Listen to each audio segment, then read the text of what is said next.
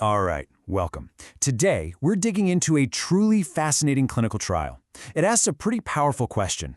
What if a medication that millions of people already use for type 2 diabetes has a kind of secret identity as a tool for preventing strokes? It's a wild idea. So let's jump in and see what the science says. So this is really the big question, right? It's a potential game changer. The idea of taking a drug that we all know is for blood sugar and repurposing it to, literally shield the brain after something as serious as a stroke.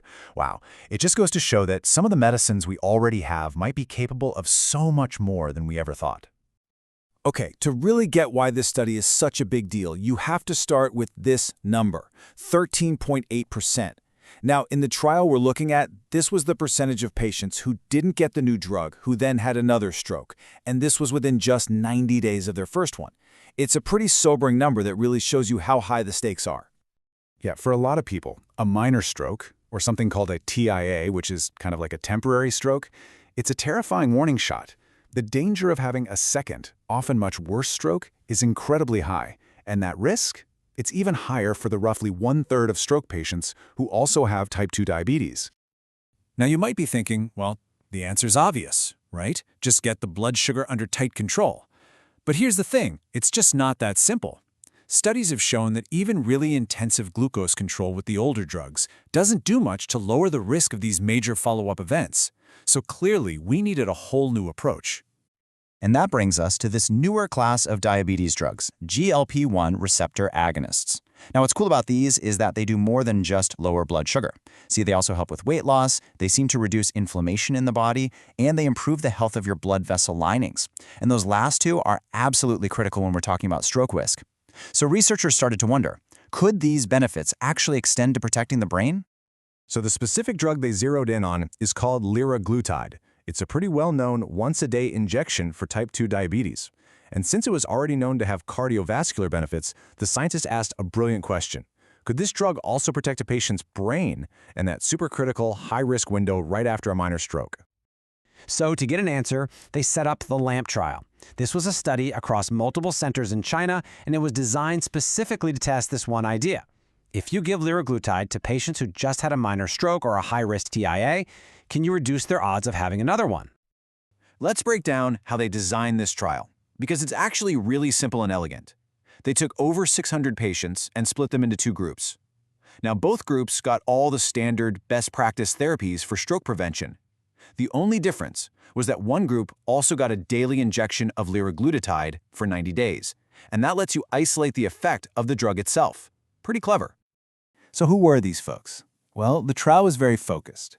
We're talking 636 patients in China, all of whom had type 2 diabetes. They had all just recently had a minor stroke or a high-risk TIA, and they got into the study within 24 hours of their symptoms. The average age was around 63. So yeah, this was a really targeted look at a very specific and very vulnerable group of people. All right, so after those 90 days of treatment and follow-up, the researchers crunched the numbers, and what they found was, well, it was both surprising and really, really promising. So what did the data actually show us? And here it is. The headline result of the trial was just striking.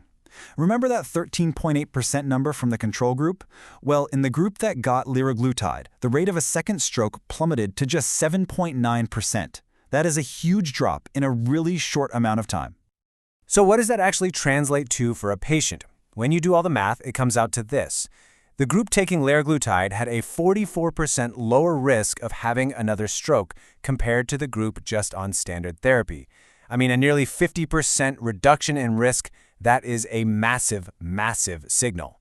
And it gets better. The benefits weren't just about preventing another stroke. The researchers also looked at how well the patients actually recovered their day-to-day function.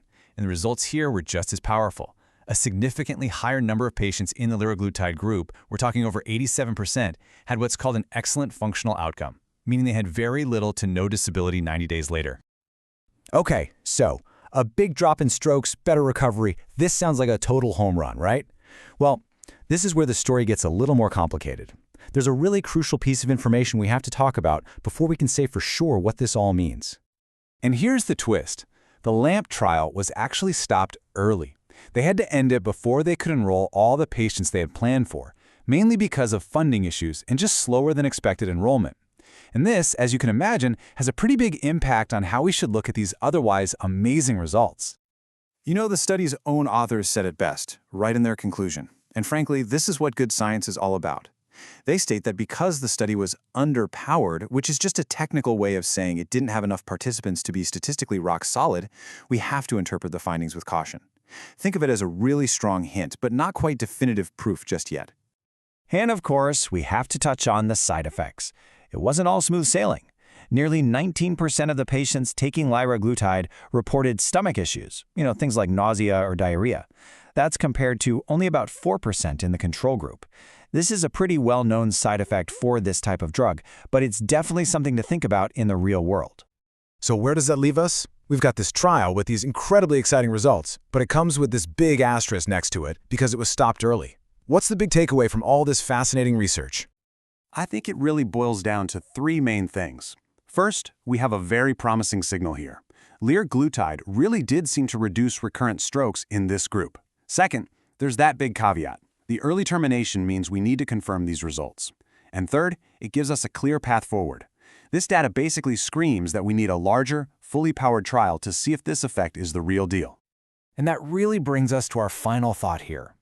The LAMP trial, even with its limitations, opens up this incredibly exciting possibility that a solution to one of the biggest challenges in medicine might not be some brand new discovery, but a deeper understanding of the powerful medicines we already have sitting on the pharmacy shelf. Thanks for joining us.